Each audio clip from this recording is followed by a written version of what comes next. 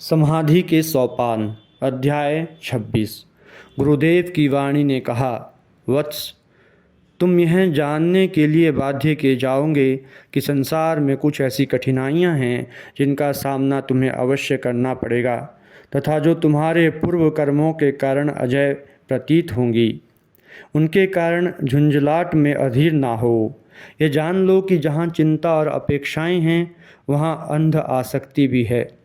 अपना कार्य करने के पश्चात अलग हो जाओ।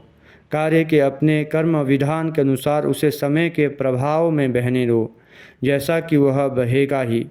अपना कार्य समाप्त कर लेने के पश्चात तुम्हारा नारा हो, दूर रहो।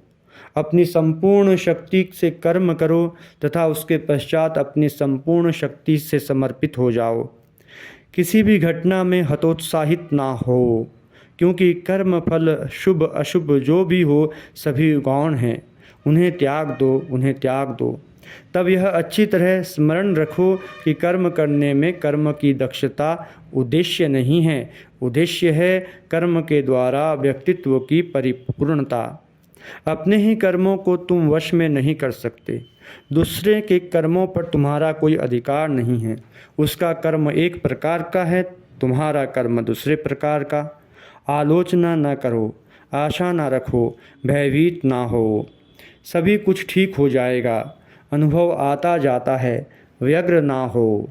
तुम सत्य के धरातल पर खड़े हो।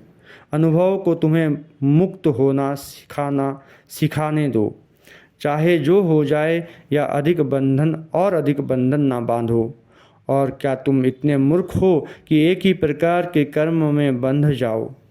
क्या मेरे कर्म का क्षेत्र असीम नहीं है? कर्म योग तथा सच्चे कर्म के महान आदर्श को ईर्ष्या तथा आसक्ति से नीचा ना करो। बच्चों जैसी भावनाओं को तुम पर अधिकार न करने दो। आशा ना रखो, प्रत्याशा ना रखो। संसार के प्रवाह तुम्हारे व्यक्तित्व को जहाँ ले जाए ले जाने दो। स्मरण रखो, तुम्हारा वास्तविक स्वरूप समुद्रवत है तथा उदासीन रहो। मन भी सूक्ष्म रूप में शरीर ही है, यह जान लो। इसलिए तुम्हारी तपस्या को मानसिक बनाओ। अपनी सभी मानसिक वृत्तियों को शारीरिक वृत्ति ही समझो तथा निर्लिप्त रहो। तुम आत्मा हो, अपनी आत्मा से ही सरोकार रखो। अपने स्वयं का जीवन जियो, स्वयं के प्रति सच्चे बनो। वत्स, जीवन को शांतिपूर्वक ग्रहण करो। सभी समय शांत रहो, किसी भी बात पर क्षुब्ध ना हो। तुम्हारा शारीरिक स्वभाव बहुत अधिक क्षुब्धकारी ढंग से राजसिक है, किंतु राजसिकता को छोड़ो नहीं, उसका अध्यात्मीकरण करो। यही रहस्य है। अपने आप पर इतना अधिकार रखो कि किसी भी मुहूर्त अपनी चंचल वृत्ति को शांत कर ध्यान की अवस्था में रह सको। सर्वतोमुखी बनो। कर्म तुम्हें जिन लोगों के संपर्क में लाता है उनसे तुम्हारा संबंध ऐसा हो कि तुम उनके भीतर की महानता के साक्षी बन सको।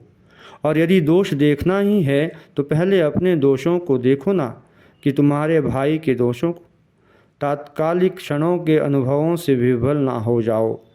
इस दिन के बाद उस अनुभव का क्या महत्व रह जाएगा। सारे धार्मिक जीवन का अर्थ है अहंकार की निवृत्ति। इसकी जड़ें इतनी गहरी जमी हैं कि किसी असाध्य रोग के कारण को खोज पाने के समान कठिन है।